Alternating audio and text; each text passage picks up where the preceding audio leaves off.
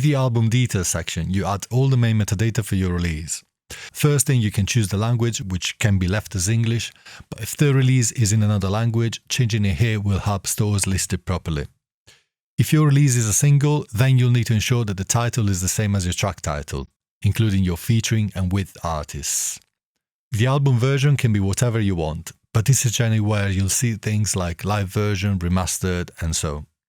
And then there's a compilation checkbox, which is for releases that have 4 or more primary artists. Featured artists, producers, and the like don't count for this. Next, in the artist section, you only need to include artists who are featured on every track in your release. You will notice that artist name suggestions from Spotify come up as you start typing the artist name. If you can't find the right artist in the suggestions, you can simply go to the Spotify artist page and copy the URI link inside the 3 dots menu.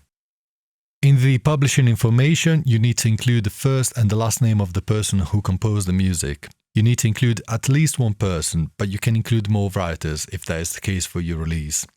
And if someone else wrote the lyrics, you can specify that just underneath and include their name. Then you pick the genre that most suits your music. And if you can't decide or it is a mix of genres, you also have the options to pick a second. The composition copyright is where you name the writer of the music. So if that is yourself, just put your artist name, group name or legal name.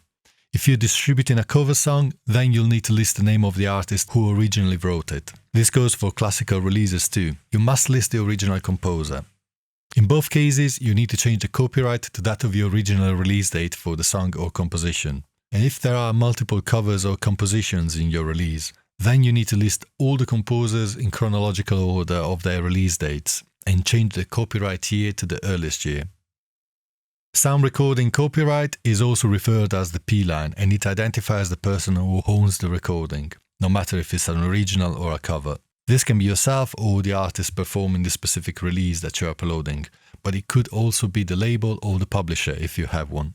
If your track was made by a producer, then you will usually still credit yourself or the primary artist, unless the beat maker are specified in their release. Then if you're signed to a label, put the label name here. But if you're not signed, just put your artist name or band name. The originally released section is important because it defines the order of your releases on the stores. So if you've released your track previously, just put its original date here, so that in stores it will fit in chronological order with your other releases. And if you haven't distributed your release previously, just put in your sales start date. Your pre-order date can be any time from the current date, but bear in mind that your release can take up to 2 weeks to reach stores. So we recommend that you set your pre-order date at least 2 weeks' time, and then your sales start date around 4 weeks' time. But if you just want your release out there, the closest you can set your sales start date is 2 weeks. Or you can leave it blank for it to be distributed as soon as possible. And if your release has any swearing, references to drugs, sex or violence in it, you will need to set it to explicit content.